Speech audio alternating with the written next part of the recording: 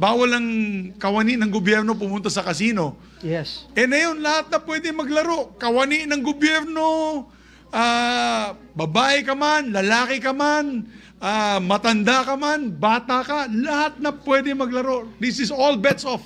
You can now play. Wala mangyayari sa atin yan, Mr. President. We should not be proud of that. And I think PAGCOR should be aware, see the signs see the signs flashing all around their face that this is becoming to be a deeper epidemic, a cancer to our society.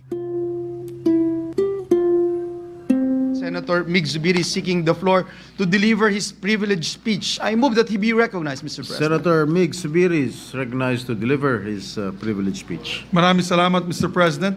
Actually, Mr. President, this is aligned also with the findings of course, the report of the EDCOM.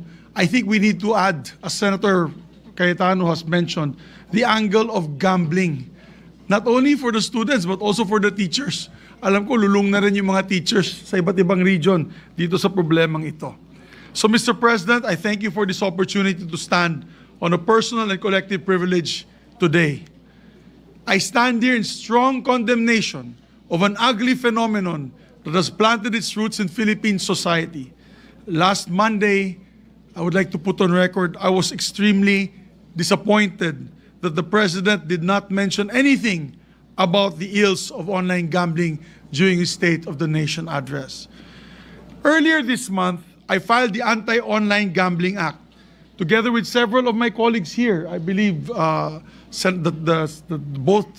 Senators Rafi and Erwin Tulfo, Senator Joel Villanueva, Senator Cayetano, Senator J.V. Ejercito, Senator Risa Ontiveros, Senator Lauren Legarda, and Senator Robin Padilla, and many more, Mr. President, which generated a lot of interest from our people. As a matter of fact, with one post of mine, it garnered hundreds of thousands of likes and millions of views from our people. I think this was the most I've ever gotten from one of my posts alone. And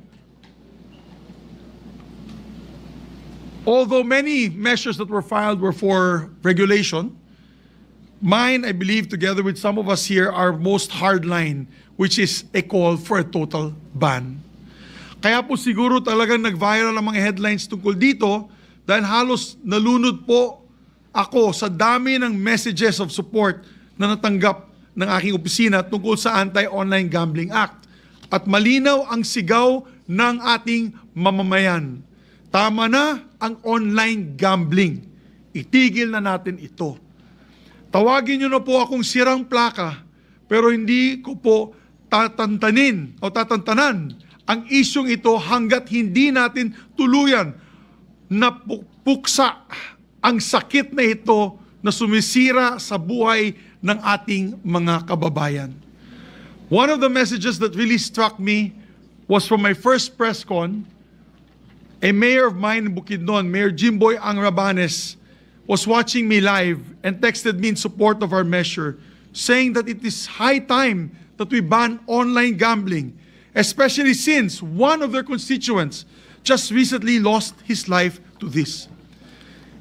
Sabi ni Mayor, isang 16-year-old varsity student daw po ang kumupit ng 100 pesos sa mga magulang niya para itaya sa online gambling. Marahil maliit lang po yung 100 pesos, pero sa ibang pamilya, lalo na sa mga liblib na purok, napakalaking halaga po nito. Ano pong nangyari? Natalo ang itinaya ng 100 pesos at para mabawi ito, sinubukan niya ulit pumusta, tumaya ulit ng 100 pesos, mula muli sa pera ng kanyang mga magulang. But we all know how this ends, Mr. President. Natalo lang po siya ulit. Sa sobrang hiya ng bata, siguro siya po ay hindi gano'ng kayaman at siguro nakuha niya po to para galing sa savings ng kanyang mga magulang. Ano pong ginawa niya? Nagpakamatay po siya, Mr. President. He was only 16 years old. This is a true story. And this is happening all over. As a matter of fact, Senator Kiko Pangilinan, the gentleman from Quezon City in Pampanga, just told me na kanyang kaibigan, yung kanyang in-law, ay napakamatay din. Correct? Empleyado mo, kamag-anak ng empleyado mo, nagpakamatay din. Hay nako, mga kababayan. Even my good friend, Kyle Jennerman, or better known as Kulas from Becoming Filipino Vlogs, also shared his sad encounter with a jeepney driver addicted to online gambling. 20 million views po yung kanyang message at shares, napakarami, million in shares. Nakwento po ni Kulas na nakasakay daw siya sa isang jeepney nang napansin niya na si Manong driver ay tingin ng tingin sa cellphone buong pasada. Ayun pala, naglalaro na siya ng online slots at paulit-ulit daw ang pag-load ng 50 pesos para makataya ulit. Tataya, matatalo. Magsasakay ng pasahero, tataya, matatalo. Magbababa ng pasahero, walang katapusan. Lahat ng pinaghirapan ni Manong driver sa buong araw na kanyang pagmamasada, naubos sa ilang oras lamang on online gambling. Ano ngayon ang iuwi niya sa kanyang pamilya? What is really concerning about this online gambling phenomenon, Mr. President, is that it seems to thrive amongst our most vulnerable sectors. Our working class, our minimum wage earners, and even our children. This is very different from your gamblers who go to casinos. Wala po akong pakialam kung gusto nyo po mag-casino. May dala po kayong pera, punta po kayo dyan. And that is, lalabas ka talaga outside your comfort zone at pupunta po kayo dyan. Pupunta kayo na Sabungan kada linggo. Linggo lang po yan at Sabado. Ito po, yun po, yung dalawang yun, limited ang clientele nila. Sa online gambling, mga kapatid, mga kababayan na nakikinig po na yon, sa online gambling, everybody welcome. Everybody happy. Lalong-lalo na ang mga operator. At deadly ang online gambling. Dahil pwede po ito anytime, anywhere. Basta may cellphone at internet connections, pwede nang maglaro at malulong.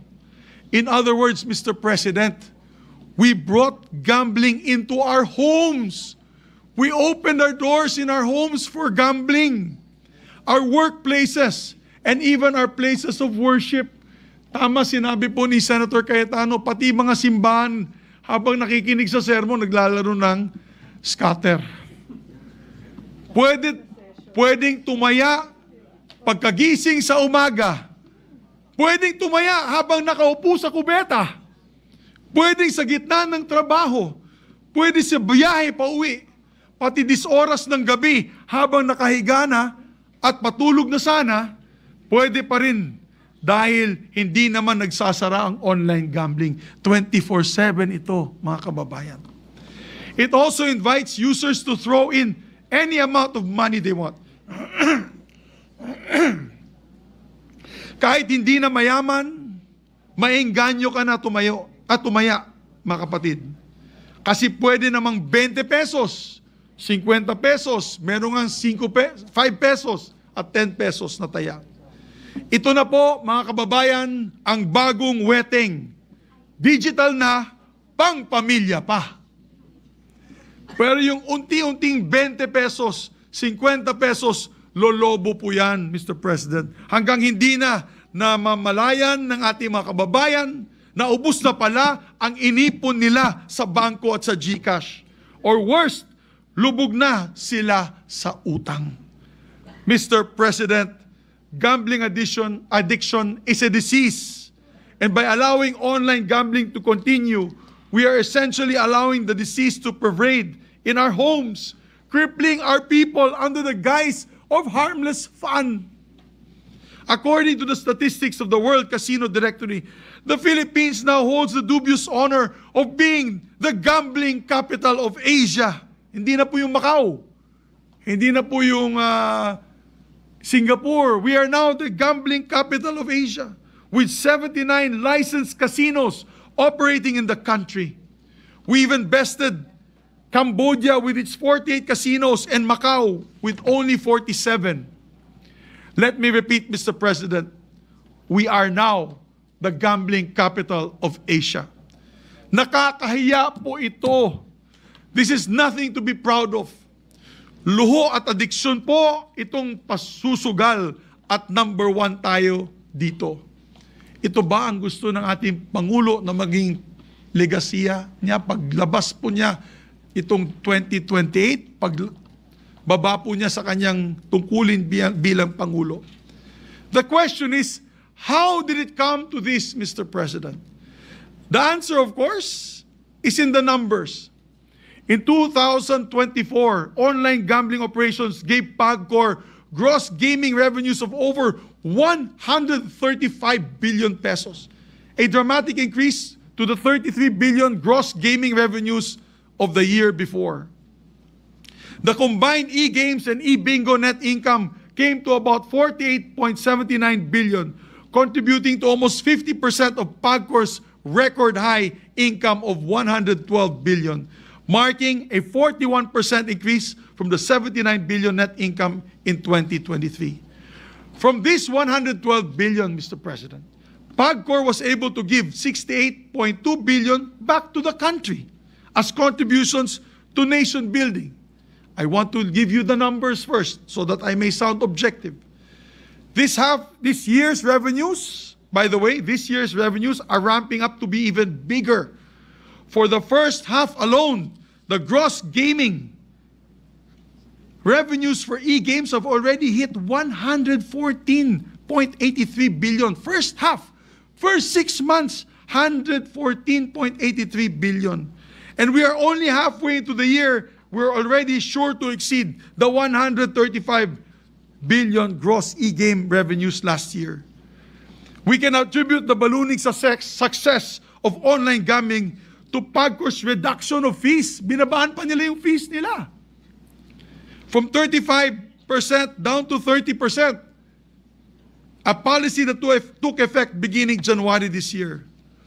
The money that operators save in PAGCOR's fees could then be put out to other expenses like marketing, advertising, which explains why the proliferation of flashy online gambling ads with our country's biggest stars.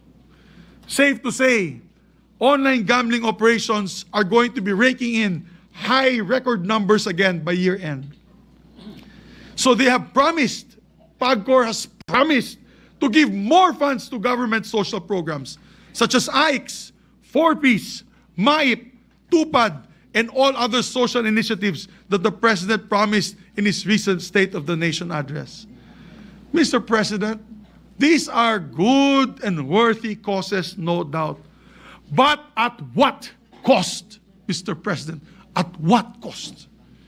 Dapat malaman ng taong bayan na ang kinita ng PAGCOR dyan galing sa mga bulsa ng ating mga mamamayan, mga tatay, mga nanay, mga lolo at lola, ang ating mga anak at mga apo na lulong na sa sugal. Ang mga pamilyang matutumbasan ba natin ang mga buhay na nasira ng online gambling? Ang mga pamilyang nawasak, ang mga kabataan na pariwara. Shame on you, PAGCOR. Shame on you, operators of online gambling. Kung may isang Pilipino tayong tinutulungan dahil sa kinikita ng bayan sa online gambling, panigurado ako na libong-libong Pilipino ang nagdururusa ngayon at lubog sa utang dahil nalulung sa gambling. Kung may isang bata tayong mapapaaral mula sa online gambling, mas maraming mga bata rin ang hindi nakakapag-aral dahil na-addict na at kasama na kanilang mga magulang sa scatter at iba't iba pang mga laro sa kanilang cellphone. It is a vicious cycle, my dear colleagues. The government through PAGCOR earns big revenues at the expense of broken families, broken dreams.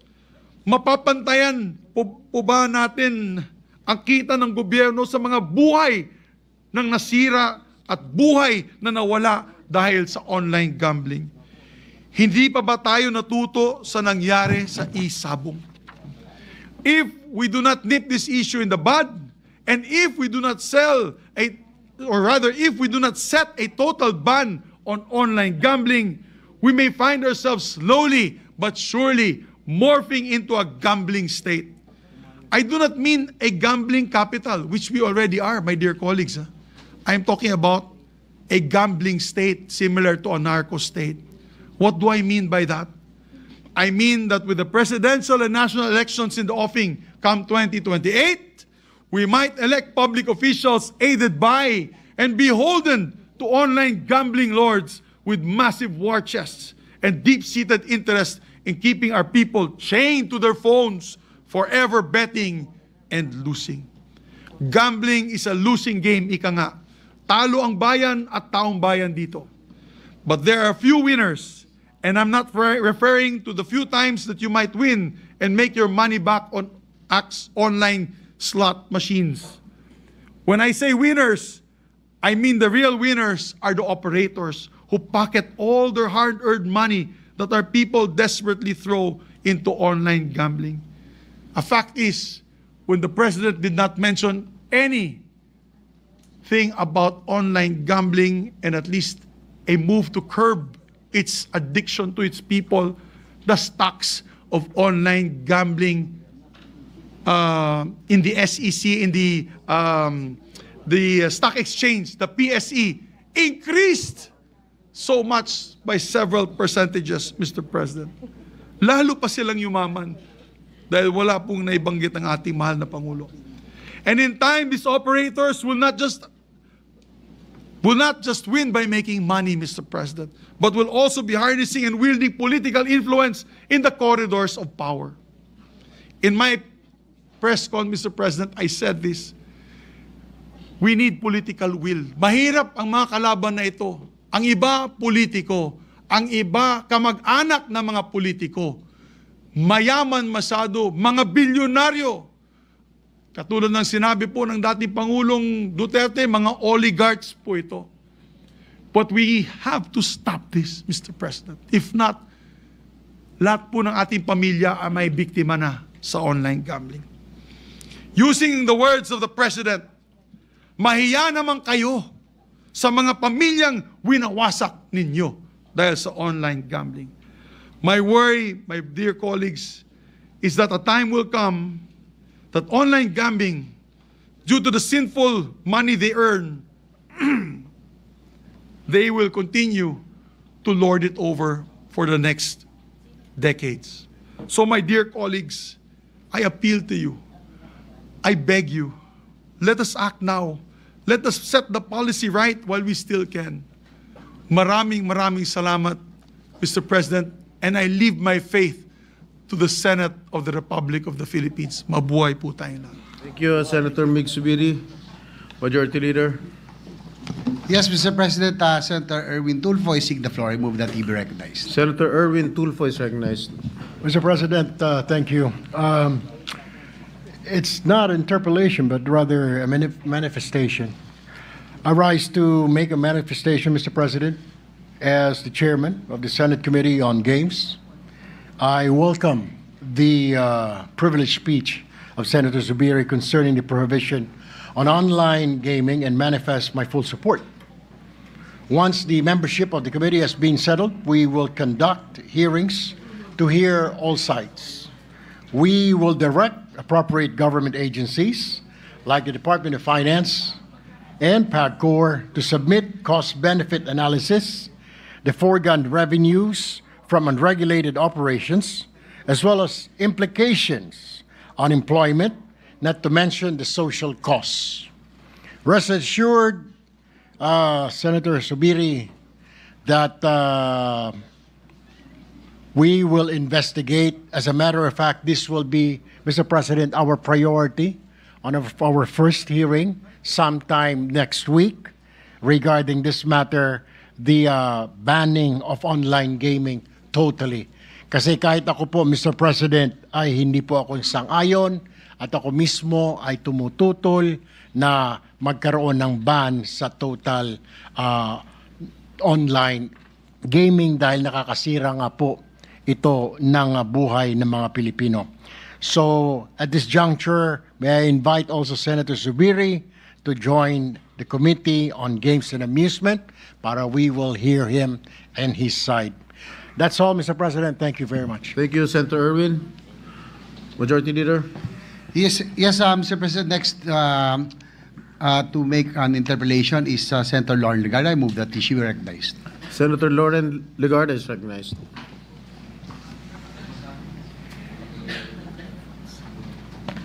It's actually not an interpellation, Mr. President. It's a manifestation of support on the total ban on online gambling. And I would like to thank our esteemed colleague from Bukidnon and the Philippines for bringing this to our attention today. I think half the Senate are authors of our own versions of the ban on online gambling. And I was expecting it to be mentioned last Monday. I hope that there could be pronouncements in the coming days, if not weeks, for either an executive order or just simply for the PAGCOR to discontinue its online gambling program. So I rise to express my full support for the privileged speech delivered by Senator Juan Miguel Zubiri on the urgent and disturbing issues surrounding online gambling operations in our country. We have long regulated access to casinos and other forms of traditional gambling. The requirement of physical presence and the face-to-face nature of these establishments served as an additional hurdle, one that often made individuals think twice before spending their money.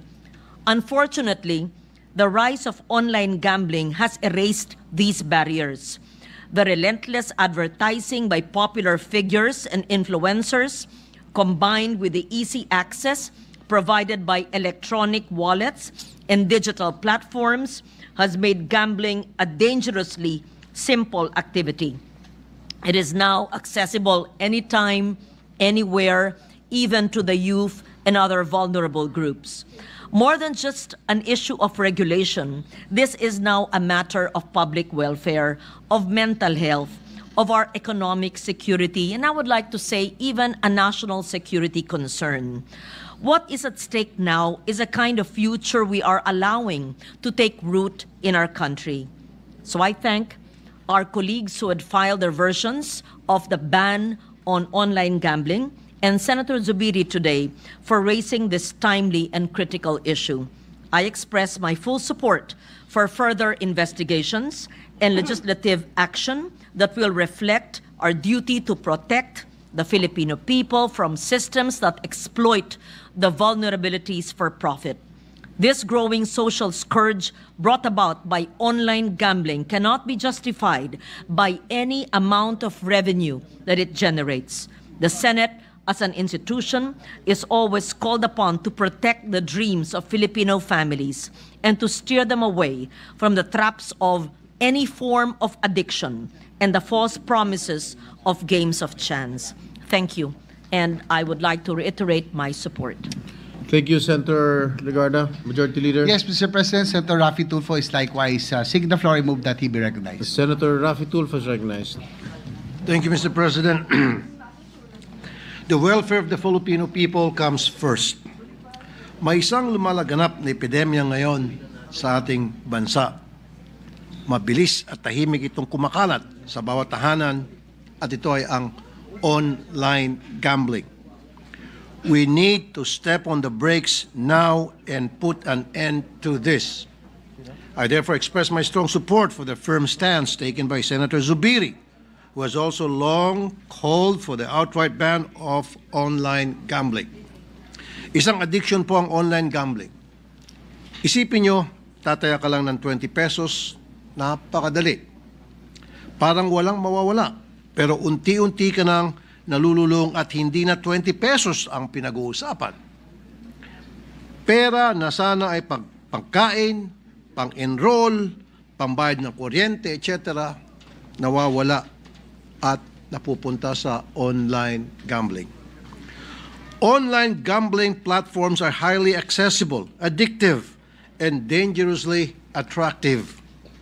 What makes things worse is that it is advertised and visible in the country through the widespread promotion of online gambling platforms, not just in social media, but also as we pass by our major roads such as EDSA, NLEX, SLEX. If Filipinos continue to enjoy easy access to online gambling platforms, this epidemic will only worsen, affecting our Filipino families. Ayon po sa PNP, tumaas ang property-related crimes gaya ng theft at fraud tulad ng sa Lucena City, Quezon Province, na 480% ang tinaas ng krimen simula noong December 2024.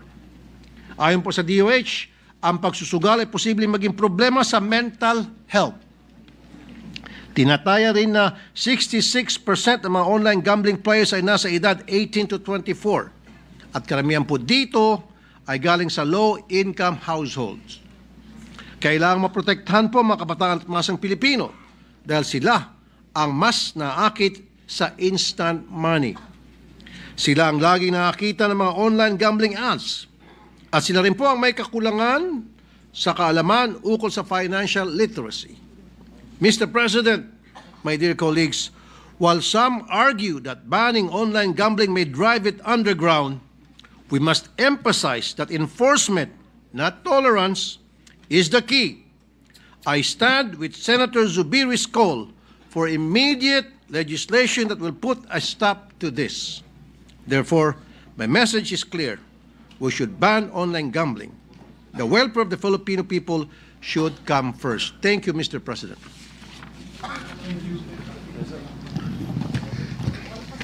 Mr. President, the Deputy Minority Leader, Senator Risa Ontiveros, is also seeking the floor. I move that she be recognized.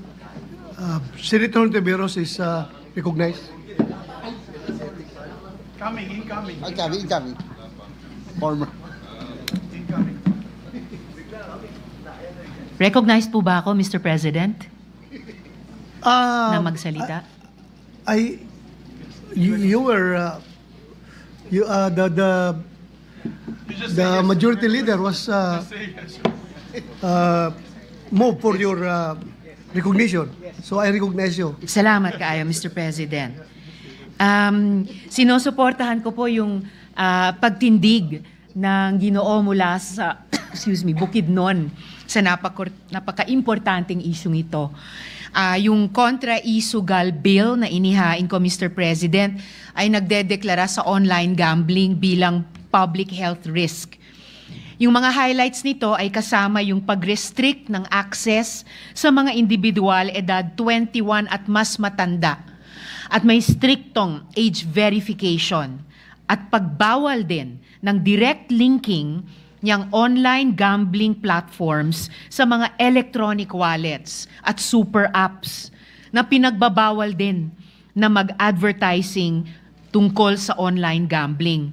At speaking of e-wallets at super apps, Mr. President, Ginoo mula sa Bukidnon, hindi ko rin maintindihan bakit hanggang ngayon tahimik na tahimik itong mga entity na ito sa gitna ng kontrobersiya tungkol sa online gambling.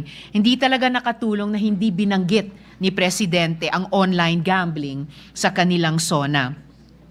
Yung panukalang batas na inihain ko po ay nagmamandato ng isang National Online Gambling Self-Exclusion Registry at pinapayagan ang mga family members na mag-initiate ng player bans. Para i-mitigate yung financial harm, ang mga operators ay kailangang mag-implementa ng betting loss limits na kapag inabot yung betting loss limits na iyan, ay magti-trigger ng mandatory 30-day cooling off period. Dagdag dyan, itong kontra-isugal bill ko ay nag-i-impose ng sweeping ban sa online gambling advertising, sa public spaces, sa traditional media ng TV, radyo at print, at sa digital platforms, kasama ng absolute prohibition sa sponsorship sa iba't ibang events. Ang isang 10% harm mitigation levy o sin tax sa gross revenues ng operators ay kokolektahin para magpondo ng treatment, awareness campaigns, regulatory enforcement at research.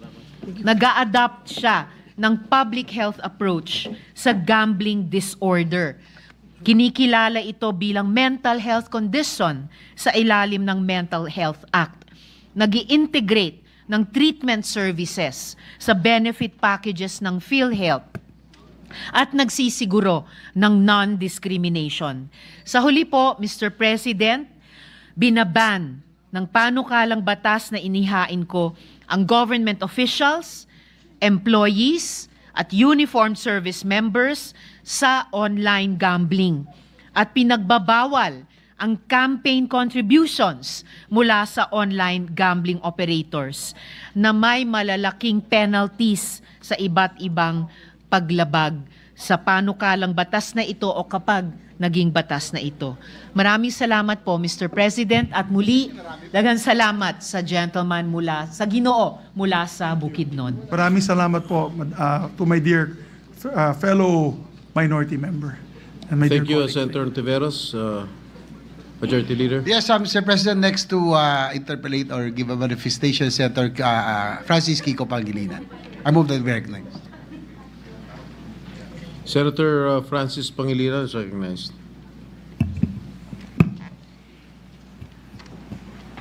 Thank you, Mr. President. I share with the position taken. I share, and I'm inclined to support the position taken by Senator Zubiri on the matter of a total ban of online gambling rather than to regulate it. In the 18th Congress, I actually voted against the taxing of POGO, precisely because of the social costs. Plus, POGO affected primarily gamblers from outside the country. So if we ban POGO because of its impact and the social costs, precisely because the hearings revealed the kamadang sindikato ng mga POGO hubs. I see no reason why gambling affecting our own population, our own citizens, should not suffer the same thing. That's point number one. But I'd like to clarify, if there are about 100, is that correct? 76 licenses or newly licensed online gambling? It's casino po. These are casinos. Just to correct, Mr. President, just to correct the number that I mentioned, these were the number of casinos, 79 licensed casinos operating the country. I have the list of, as of December 2024, 59 accredited service providers and registered domains, 12 approved online gaming platforms for licensed casinos. So is this is 59 plus 12? Okay. 59 plus 12, so that would be 69, 70, 71 Yes. online gambling licenses issued by the PAGCOR. Yes, sir. And therefore, is it correct to say that if these licenses, in the same way that POGO licenses were revoked and POGO was banned by mere act of PAGCOR, could this be the same route to take? We don't need legislation if it's a total ban. Yes, Mr. President. It'll just be an instruction from the President and then the action of PAGCOR to ban it, Yes, to Mr. revoke President. the licenses. The gentleman from Pampanga and Quezon City and Cavite is absolutely correct. That even a presidential order, a decree by the president can do it. Because he did it with POGO. And remember that in POGO, we actually came out with that in the 18th Congress, the bill taxing POGO. Yes. But even with that bill, which sort of like legitimized POGO, the president in his power ordered PAGCOR at that time, when was his last SONA, to ban it completely. And PAGCOR followed immediately.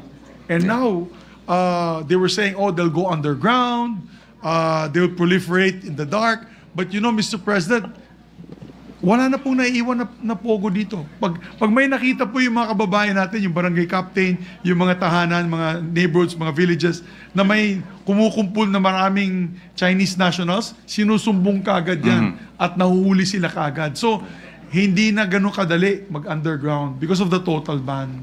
Yes. Yeah. Oh, well, in that regard, may I know if the gentleman from Bukidnon is willing to sign or co-sign or co-author a sense of the Senate resolution to urge the President and PAGCOR to ban online gambling. Immediately, Mr. President. I thank the good gentleman for proposing that. Yes, and therefore, well, we were discussing this with Senator Legarda, and we've asked our legislative staff, our legal staff, to prepare the sense of the Senate resolution. We thank Senator Zubiri for his advocacy. We share his sense of urgency as to the ill effects and the horrible social costs that our people are made to go through because of online gambling.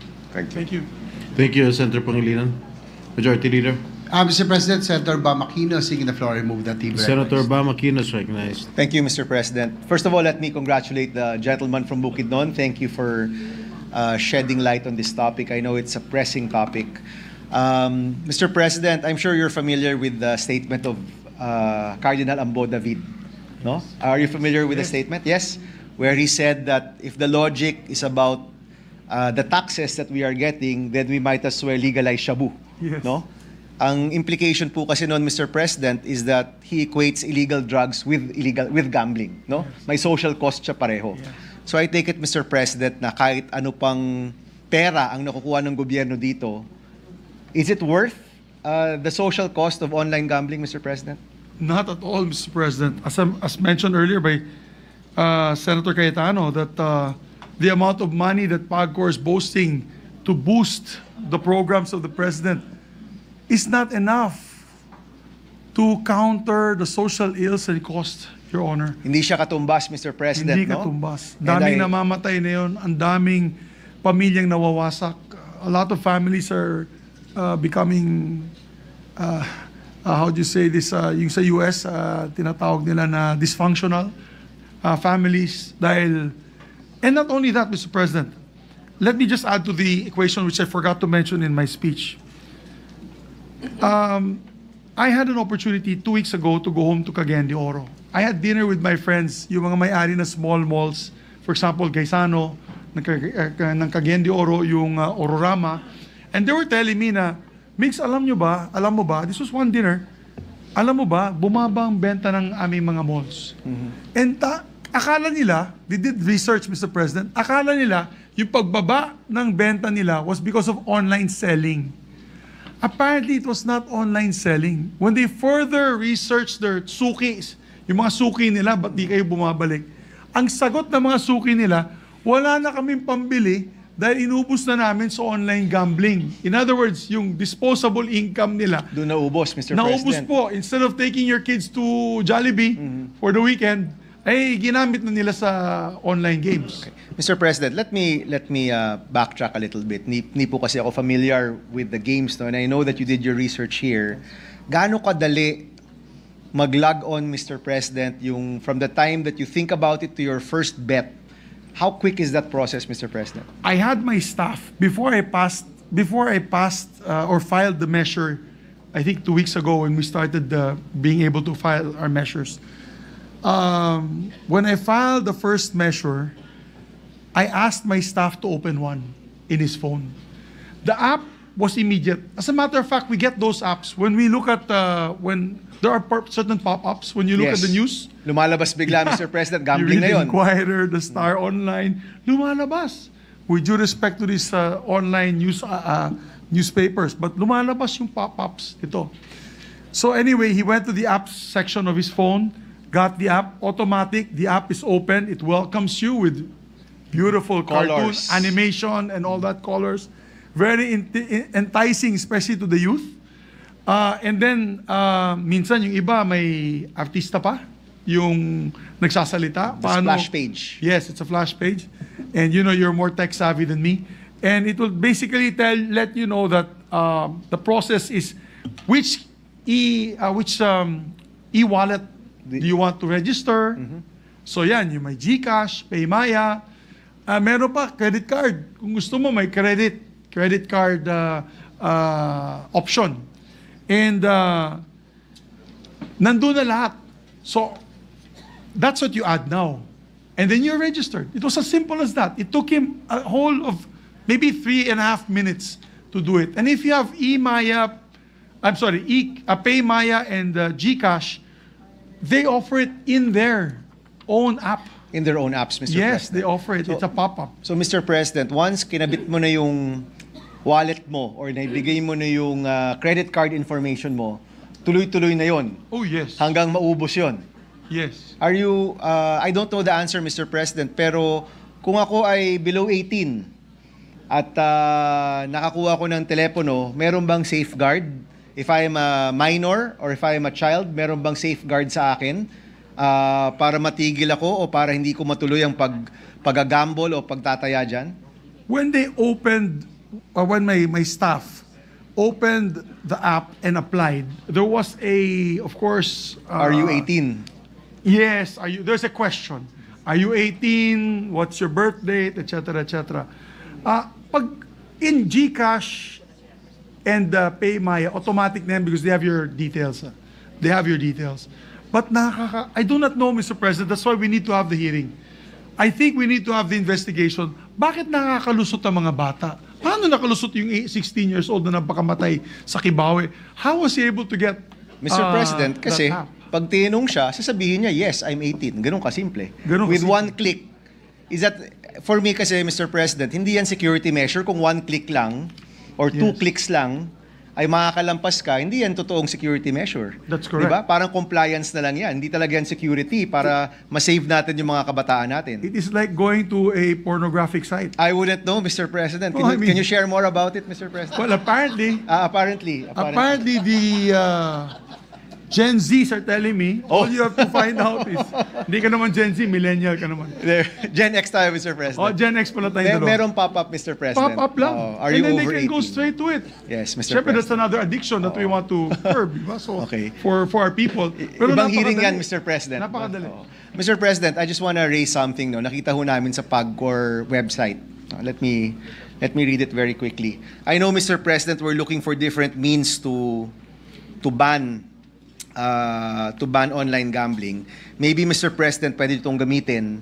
Meron pong regulation sa PAGCOR where hindi pwede ang gaming site within 300 meters from schools, places of worship, cockpit, public market, informal settlers, resettlement areas. So, hindi pwede ang gaming site. Pero yung gaming site, nalipat na sa telepono natin. Yes, Mr. So kung President. merong regulasyon na pinagbabawal ang gaming site ng 300 meters sa mga eskwelahan, bakit ka papayag na yung gaming site lumipat sa katawan mo? Yes, Mr. President. Di ba, Mr. President, absurdity yun? Ipagbabawal mo ang isang bagay, pero pinayagan mo yung isang bagay na hindi lang 300 meters, 3 centimeters yan sa katawan mo, Mr. President, di ba? You're absolutely So, correct. Mr. President, I think there is enough basis, definitely for the sense of the Senate, definitely for legislation to go on. At sana, Mr. President, unahan na tayo ng PAGCOR at unahan na tayo ng Presidente at tuluyan na pong itigil yung online gambling. Thank you very much, Mr. President. Thank you very much to the gentleman from Tarlac. Thank you, Senators Aquino and Subiri, Majority Leader. Yes, Mr. President, Senator Robin Hood Padilla is likewise seeking the floor. Senator Robin Hood Padilla is recognized. Maraming salamat po, Ginoong Pangulo at sa ating pinunong mayorya. Ako po ay ninanais ko po makaugnay sa privilege speech ng ating idolo, Lakan, Guru. Sa inyo po nagmumula ang disiplina ng ating mga martial artists. Ako po'y saludo sa inyo. Kayo pong godfather ng aming Bangsamoro. Ang inyo pong binigay na talumpati ay tunay na kailangan po nating suportahan, kasama po ang lupon ng Senado neto, sapagkat bilang ama at lingkod bayan at kapatid sa pananampalataya, matibay ang ating paninindigan po laban sa online. Hindi lang po gambling, lahat ng online. Hindi po ito simpleng libangan. Ito po ay unting-unting sumisira sa pamilyang Pilipino. Marami na pong kabataan ang naa-addict sa online, katulad po ng naging masayang usapan, pati po sa usapin ng pornography. Lahat na po. Ang mga kabataan po ngayon, pagka kinausap mo, lagi na lang sinasabi ang salitang bored. I'm bored. Board. Hindi ko po maintindihan bakit na-invento yan. Dahil nung panahon, nung kabataan natin, hindi tayo nabobored. Marami po tayong nagagawa, kulang pa ang oras. At ngayon, naging masyado na pong madali para sa kanilang kamay ang mga smartphone. At kaya ito pong talumpati ng ating Ginoo ay eksakto po. Dahil sabi nga, yung ginagawa ng matanda ay nagiging tama sa mata ng bata. Kapag ito po ay pinapayagan natin, ibig sabihin na pupunta sa isip ng mga bata, pwede. Pinayagan ng matatanda eh. Ginagawa nga ng isang congressman habang kakaroon sila ng session, may naglalaro dun sa sabong. Yun ho yung mga bagay na kailangan na nating baguhin sa ating sarili. Kaya po ang aking mungkahi kanina, sa talumpati din po ng ating ginagalang na senador na Bam Aquino, na sa murang edad ay kailangan po ay mabuksan na ang isip ng ating mga kabataan na ilagay po natin yung kanilang oras sa mga gagawin nila para hindi sila maboard at maglaro ng mga tinatawag na online gambling at ano pang klaseng online na akala nila ay tama dahil ginagawa po nating matatanda. Kaya po sana, suportahan po din po ninyo yung ating mga panukala, katulad po ng SBN 19. Ito po yung gusto natin ng ating mga kabataan ay matuto na sa usapin na kung paano din nila susolusyonan yung usapin po ng gutom. Kailangan muli po silang magtanim, matuto silang magtanim, malaman nila yung mga tunay na problema ng bayan. Huwag naman masyadong maging pa-baby yung ating kabataan at malaman din po nila kung ano ang kahirapan ng buhay. Iyan po yung ating mga panukala para mapaglabanan po natin itong mga lumalabas na online na ito na sinasamantala yung salitang boredom ng ating kabataan. Yun lamang po. Maraming salamat po. Maraming salamat, Senator Padilla, Majority Leader. Mr. President, Senator Ronald Bato de la Rosa is likewise seeking the floor. Senator Bato de la Rosa is recognized. Thank you, Mr. President. To my dear colleague, Senator Mig Zubiri, I rise to commend you for your timely and courageous privilege speech. And I would like to identify with your, Thank you. when you shout, shame on you, people who are behind the proliferation of this online gambling. Oo. Allow me as someone who has dedicated decades of service to law enforcement and safety of our people to ask a few questions. Yes, of course. Of course, Mr. President. Isa sa mga anggulo nakikita natin, ang mga sikat na celebrity at influencer mismo ang nagpo-promote ng online gambling. Ngunit sa panahon kung saan nalalaman na lang natin sa mga balita, sa social media at maging sa ating mga kapitbahay at kakilala na napakarami ng nababaon sa utang dahil sa online gambling at nagpapakamatay pa yung iba. Hindi na natin kayang ipasawalang bahala lamang ang realidad na ito. Ang nais kong bigyan ng diin ay ang aking pagkabahala kung ano ang magiging impact nito sa ating national security at sa moral fiber ng ating lipunan, lalo na ang mga kabataan. Mr. President, would the good sponsor yield to a few questions? I would be honored, Mr. President, to yield to my distinguished colleague from Mindanao for a few questions. Thank you, Mr. President. May I ask, based on your recent findings, how widespread is the online gambling now across the country? May mga particular bang rehiyon o probinsya kung saan mas malala ang problemang ito? Parang ang nakikita po namin online, kasi kaya papatawag po tayo, Mr. President, ng hearing to get the official statistics. Pero yung nakikita ko online is umabot na ng 5 to 7 million Filipinos ang naglalaro sa online gambling. That's almost 6% of the population. At ito 24/7, no? O 24/7. Dumadami po. 2023, yung numero ay parang 3 million lamang. Naging 7 million in 2025. 2025, I've just got new statistics from my staff. It's 30% na daw ng adult population. And this will be statistics that we'll be presenting in the hearing. Kung saan galing itong mga statistics na ito. Dapat nga yung PSA, yung ating national surveyor, yung ating PSA, the agency involved in surveying the populace, should make that as one of their questions when they go house to house. Kasi para malaman talaga natin kung sino bang sumasama dyan. Pero malalaman natin yan, Your Honor, pag matawagan natin yung mga e-wallets. Kasi sa e-wallets, yung mga members nila, for example, ang alam ko, GCash has about 80 million users eh. Yung PayMaya, mga 40 plus million users. Pwede natin silang tanungin sa mga users nila, ilan hook up sa online gambling.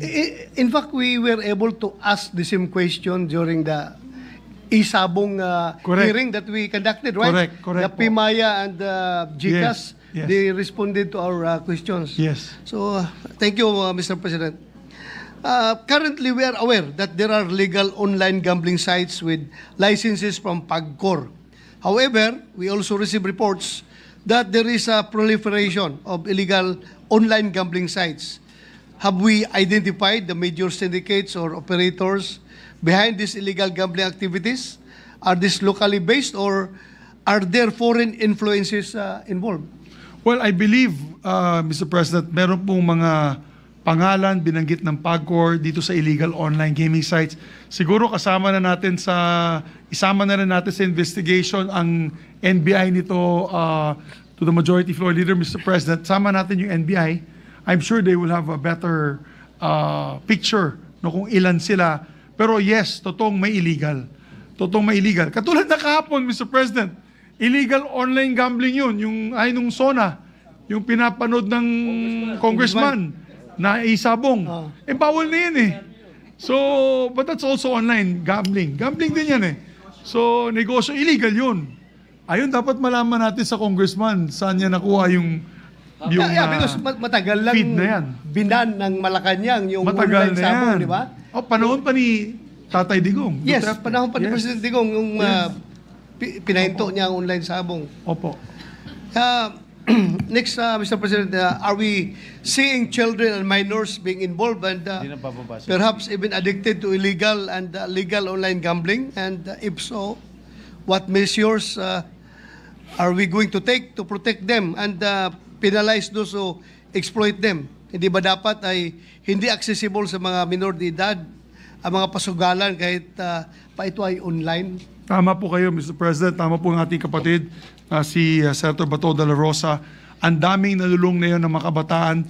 Dahil pag nakita nyo po yung online gambling sites, ang ganda ng, parang gaming eh.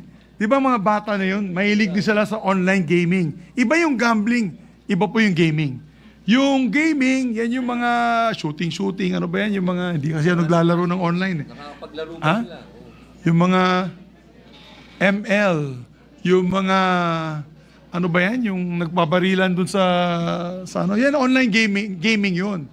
Pero ginawa ng mga wise, kung sa atin wise na mga operators, yung online gambling nila, they patterned it like that. Maraming animation, masaya ang dating, talaga makulay ang pinapakita, mga cartoons dito sa mga sites nila. Kala mo nga lang naglalaro ka ng, para nasa arcade ka lang na naglalaro doon sa arcade.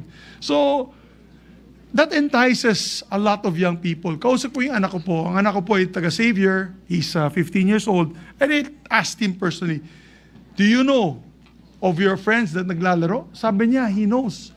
Sabi niya, almost 1/4 of the friends that he knows naglalaro daw sa online. Sabi ko, paano sila nakakapasok? Paano sila nakakalusot? Apparently, ang style daw ay, according to my son, sabi niya sa akin, ang style is, ano po sila? Extension ng GCash ng kanilang mga magulang. Di ba may credit card po tayo na extension? May extension din sila sa GCash and PayMaya. So because of that, may access sila dito sa e-wallets na ito. At akala siguro ng GCash at itong PayMaya, yung mga magulang nang naglalaro. Hindi po nila alam ay yung mga anak na. Lalo na kung mga anak mayaman po yan. Kung yung pera ng nasa GCash ay milyon, siyempre yung mawawalang 5 pesos, 10 pesos, 100 pesos, hindi mapapansin ng magulang yon. Pero kaya nalululong sila dahil tuloy-tuloy ang kanilang pagpusta. Hanggang baon na sila siguro sa ilang daang libo, dyan lang mahalata ng mga magulang. Pero I think that is one way na nakakalusot, Mr. President. I want to ask them that, GCash and PayMaya, if my son is right, that an extension card or an extension account of GCash and PayMaya can actually be used by children, yung mga bata, mga minor de edad, dito sa mga games na ito. Kasi baka yan ang isa sa mga titignan natin.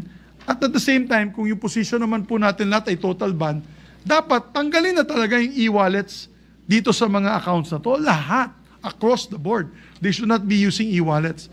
Sabi ko nga, the basic minimum sa akin, Mr. President, is kung sabihin ng Pangulo, wala tayong magagawa. Kung sabihin niya, hindi, i-regulate na lang natin. Di isa siguro sa mga propose natin, wala ng e-wallets, wala ng credit card na pwedeng gamitin. For example, kukuha na sila ng scratch card. Isang proposal lang po ito. Of course, I'm for total ban. But what is my proposal? They can go to an outlet, bibili sila ng scratch card na may code, at doon lang sila pwedeng lumaro. Hindi na pwedeng sa bahay mo, hindi na pwede sa kubeta habang nakaupo po kayo, hindi po pwedeng sa loob ng inyong opisina na naglalaro dyan. Kailangan mo talaga kumuha physically nito mga scratch, parang bingo. But even with that, makakalusot pa rin yung mga kababayan natin. Kaya ang panawagan po natin ay total online banning na. We had this argument many times, Mr. President. Alam po ni Senator Bato ito, maraming kumontra na iban ang Pogo. Ang sabi pa nga, binanatan nga ako sa isang radio station, radio program. Tayong dalawa. Kaming dalawa ni Majority Leader Joel, na talagang isang oras, hindi ko na babanggitin, dalawa po sila. Bumabanat sa amin na, paano nyo papakainin yung 20,000 na empleyado nitong grupong ito? Paano nyo papakainin yung ganitong klaseng group?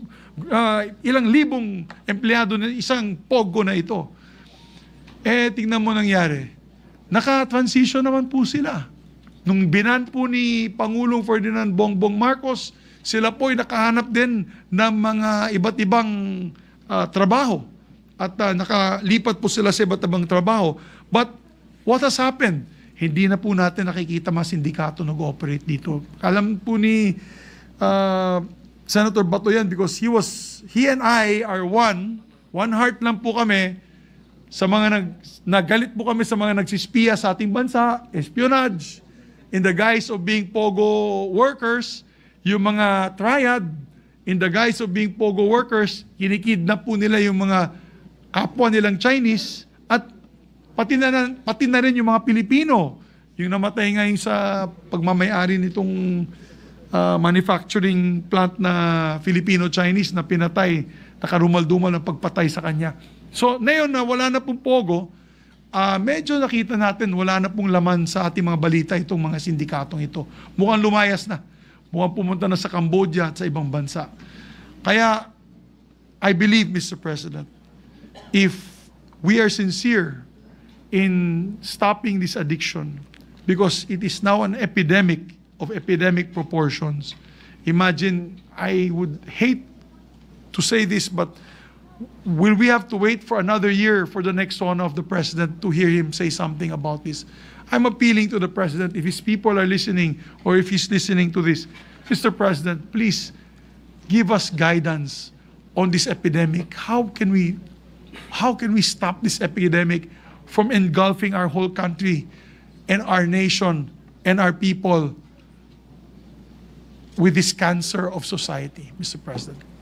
So, Mr. President, how do you propose to go about this? Because I think, if I may suggest, it is better that before we express the sense of the Senate, we have to have first committee hearings regarding this issue, so that we can be supplied with data and other informations coming from the relevant agencies and other stakeholders, so that the sense of the Senate will be supported with the data, and it will be very strong if we are going to do that. So that's just my proposal, Mr. President. Tama po ang ating kapatid sa taga Mindanao, Mr. President, Senator Bato de la Rosa.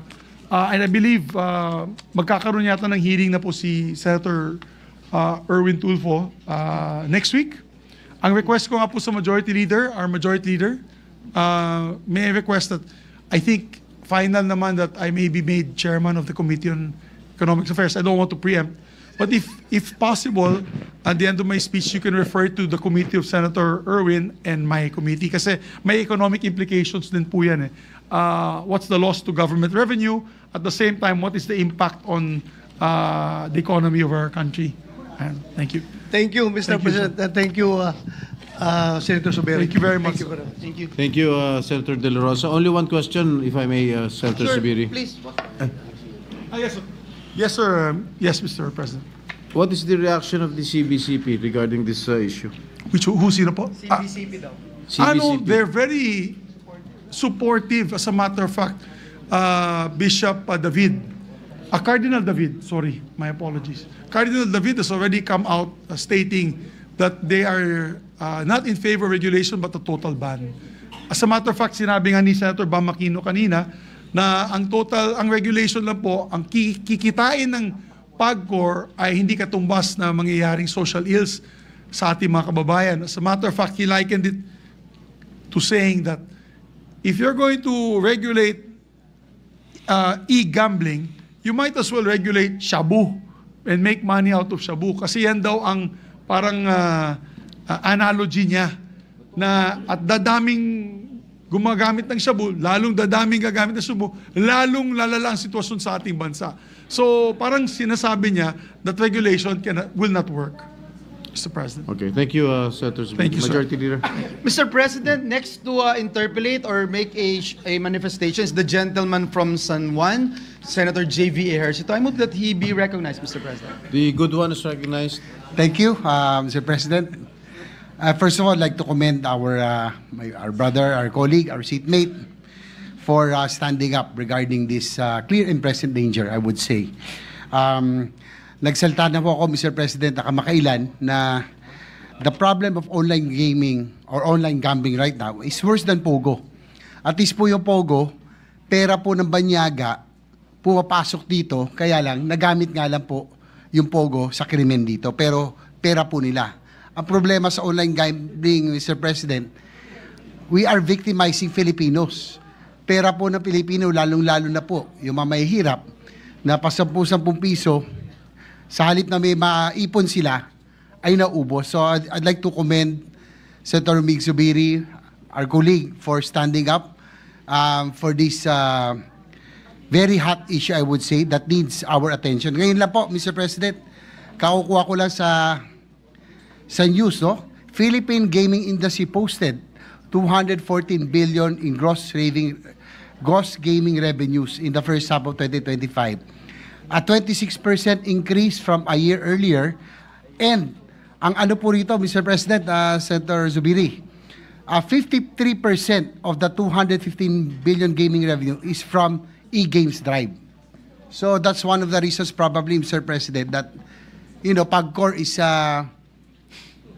really not keen on banning online gaming because of the surge in the revenues the past year because of online gaming. Mr. President, also, I'd like to commend you, Mr. President, Mr.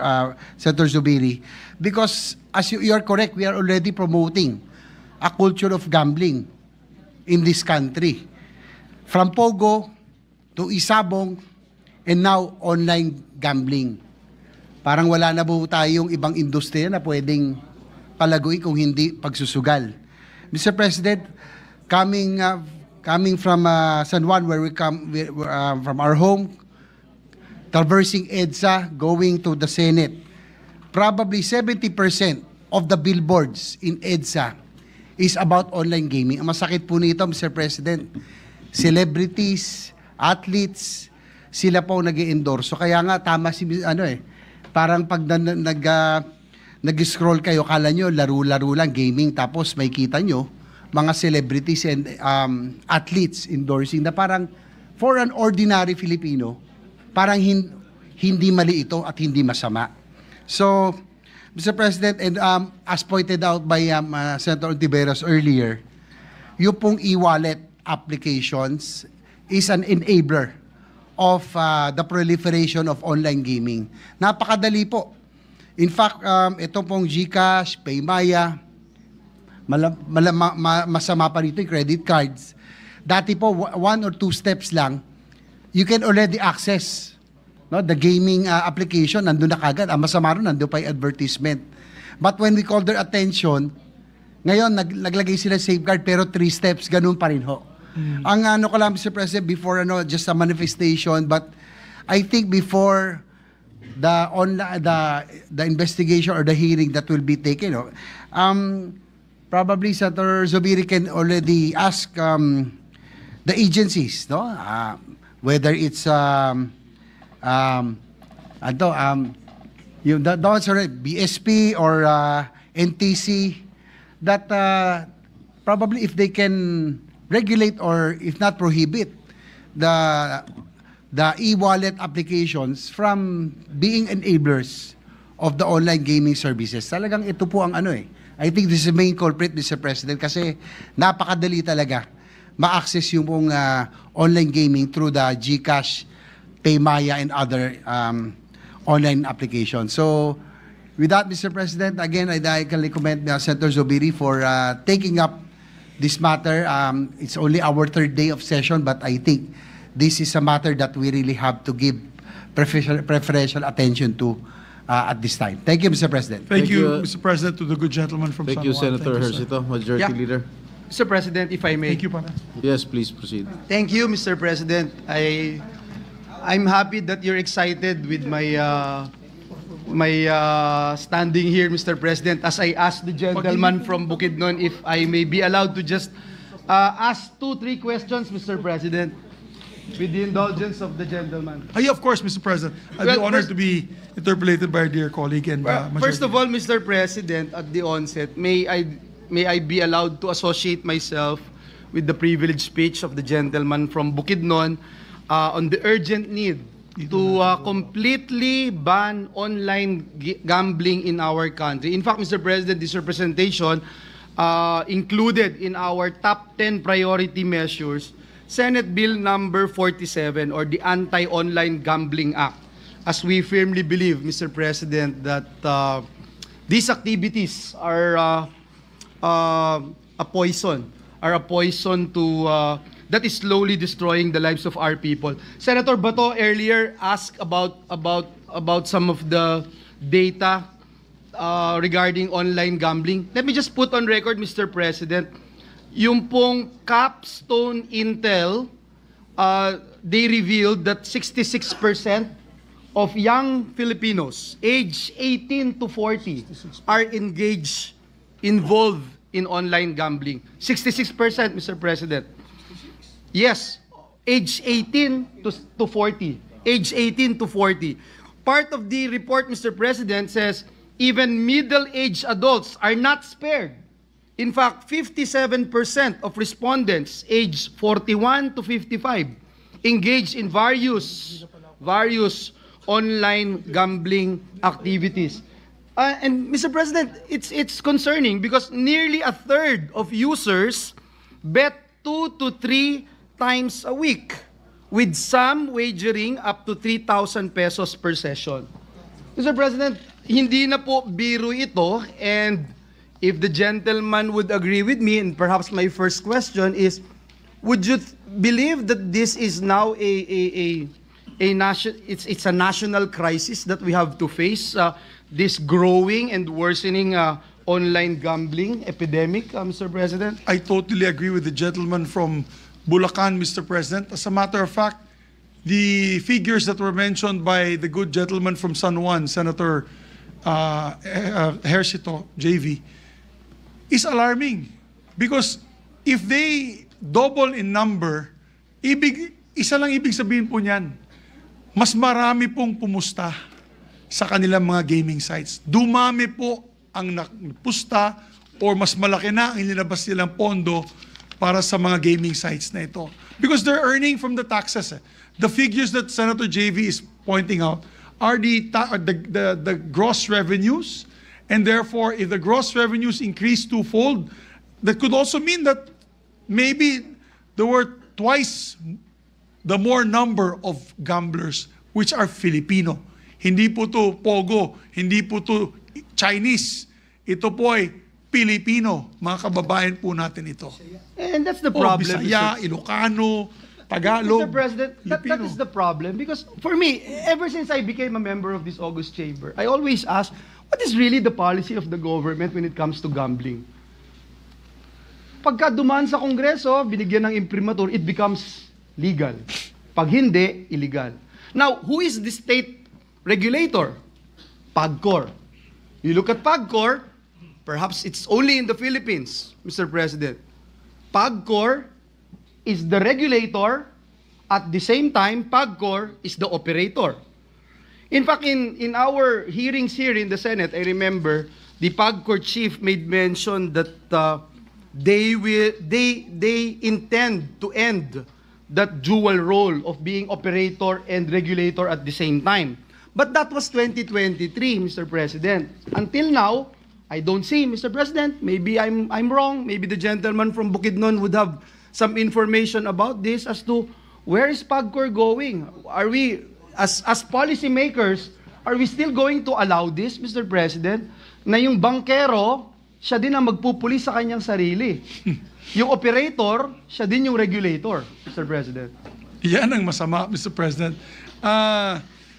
Katulad yan, Mr. President, I just want to put on record, I don't know if you've seen it in the news articles, PAGCOR Employees Association, lahat ng empleyado ng PAGCOR, tutol sa online gambling. Can you imagine that, Mr. President? I actually mentioned it during my press conference. I showed the press release. If you go online now and check in the news, PAGCOR Employee Association, tutol sila sa online gambling. Siguro, dahil apektado din yung mga pamilya nila kasi alam naman nila dati hawak ng PAGCOR casino lang. So di ba kung bawal ang kawani ng gobyerno pumunta sa casino. Yes. Eh na yun, lahat na pwede maglaro. Kawani ng gobyerno, babae ka man, lalaki ka man, matanda ka man, bata ka, lahat na pwede maglaro. This is all bets off. You can now play. Or sorry, rather, all bets are on. And that's why, Mr. President, would you agree with me that this is worse than Pogo? Oh, Mr. President, 10,000 times. When Mr. we were President. tackling Pogo here in this August chamber, everyone, overwhelming members of the Senate, abhors the operation of Pogo. And now, I'm glad, Mr. President, indeed, hope springs eternal. I have seen majority, overwhelming majority of this August chamber standing up and saying they are in support of banning online gambling.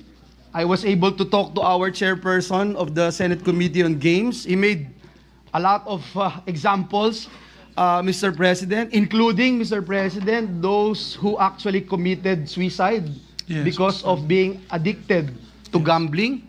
Because this is definitely not entertainment, Mr. President. This is addiction. Yes, Mr. President. We have heard so many stories, not only in my province, Mr. President, na may nagpakamatay, Mr. President. May pulis po doon sa Bulacan, sa San Miguel, hinold up yung LBC kasi lulun na po sa online gambling. Meron pong 14 years old din na bata na biglang may utang na kalahating milyon. Hindi ko alam paanong nangyari yun. And so I go, Mr. President, with BSP as regulator naman ng mga digital wallets, Mr. President. I remember when BSP was talking about their... Mr. President, before we talk about BSP, Yes, please. Yes, may I please. just add to the information, and this is close to the heart of my dear colleague and Majority Leader, Senator Joel. I forgot to mention in my speech again that isa sa mga, yung pinakamaraming comment dito sa pag-file natin ng anti-online gambling was the OFWs. Yes. Alam nyo po, and I know this because our good gentleman from Bulacan, not only is his kababayans from Bulacan are members, many members of them are working in other countries, or many kababayans of his is working in other countries, but also even in his church, which is all over the world. They would complain na galit po sila dahil grabe yung pagtrabaho nila, 24 oras, nagsasakripisyo, malayo sa pamilya. Tapos pagdala po nilang munting 1,000 piso, 2,000 piso, 5,000 piso sa kanilang pamilya, nauubos daw na kanilang partner doon sa Pilipinas or dito sa Pilipinas or kanilang pamilya sa online gambling. So, napakakawawa naman ang ating mga OFWs. I cannot explain the emotions that I've got with all these messages from our OFWs, giving us sad stories about what is happening to their hard-earned income.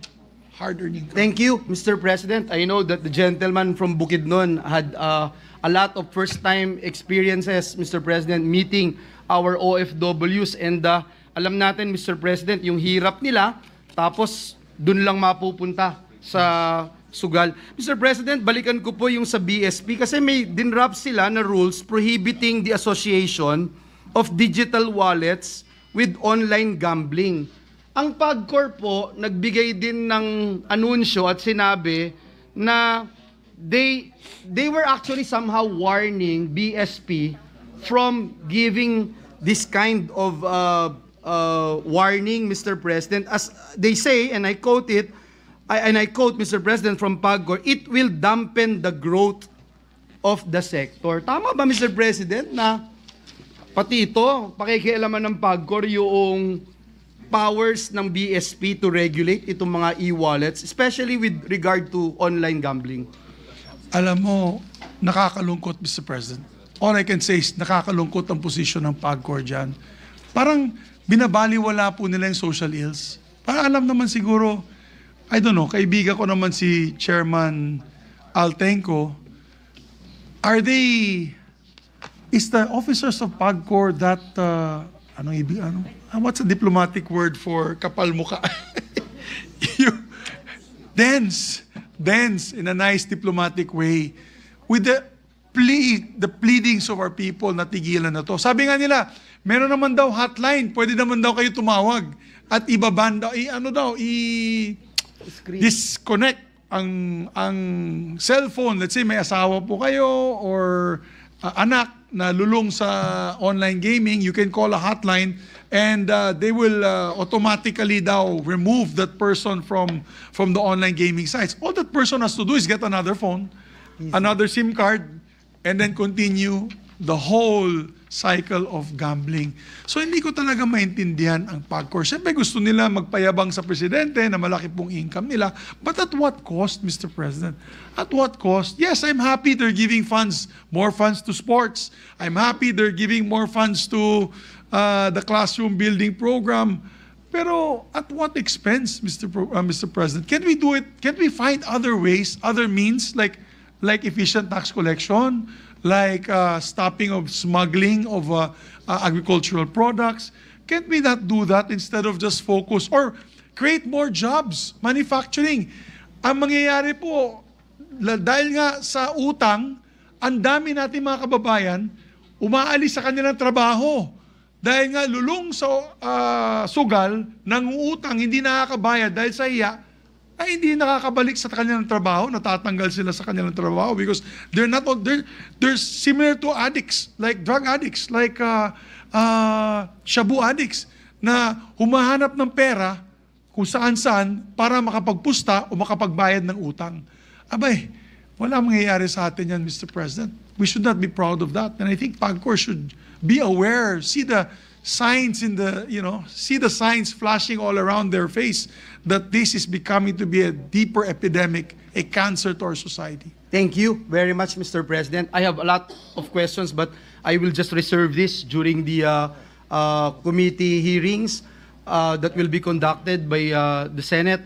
Mr. President, I would just like to point out, Mr. President, that in casinos, for example, even sa sabungan, pagka meron pong addicted na player, sine-self-exclude po nila, merong mga limits, hindi pinapapasok na, etc. Sa online, hindi po nila makikita yan.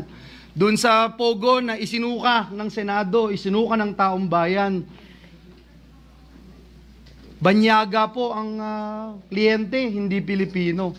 Dito po, walang pinipiling edad, kasarian, o status sa buhay, Mr. President. Sinisira at napakarami hong examples sa society na nawasak dahil po sa gambling, Mr. President. Hindi ko po na binanggit pero I wanted to raise during the hearing yung money laundering, Mr. President. Yes. Gagamitin po dyan. Kanina po may kausap ako na mga kawani ng pamahalaan, binabanggit po nila yung mga POGO workers at mga bosses ng mga POGO ay nakashift na po sa online gambling, Mr. President. Sana matignan din po natin ito. So, Ginoong Pangulo, magtatapos po ako by saying na tunay na ang Senado ginagawa yung trabaho. Ang ating kababayan, si Senator Zubiri, talagang very passionate para i-ban itong online gambling at kumuha ng overwhelming support mula po sa bawat miyembro ng Senado. Nais ko pong ipahayag ang aking taus-pusong pasasalamat and at the same time, my commitment to really push for the banning of online gambling. Maraming salamat, Ginoong Pangulo. Thank you very much. Thank you very much, Mr. President. And just to a short reaction, let's make this our legacy, Majority Floor Leader. Let's make it the 20th Congress legacy na mawala na itong salot sa lipunan, itong online gambling. Kung anong ginawa po natin sa Pogo, kung anong paglaban natin dito sa Isabong na dalawang Pangulo ay nag-aksyon, Pangulong Duterte at Pangulong Marcos, dito sa dalawang gambling enterprises na ito. Let's make this our legacy for the 20th Congress, Mr. President. Let's work together on this. Maraming salamat po. Mabuhay pong Senado. Thank you, Senator Zubiri. Majority Leader. Mr. President, I move that we refer the privileged speech of Senator Zubiri and all the interpellations and manifestations thereon to the committees on games and amusement and economic affairs. So move, Mr. President. Any objection? There being none, the motion is approved.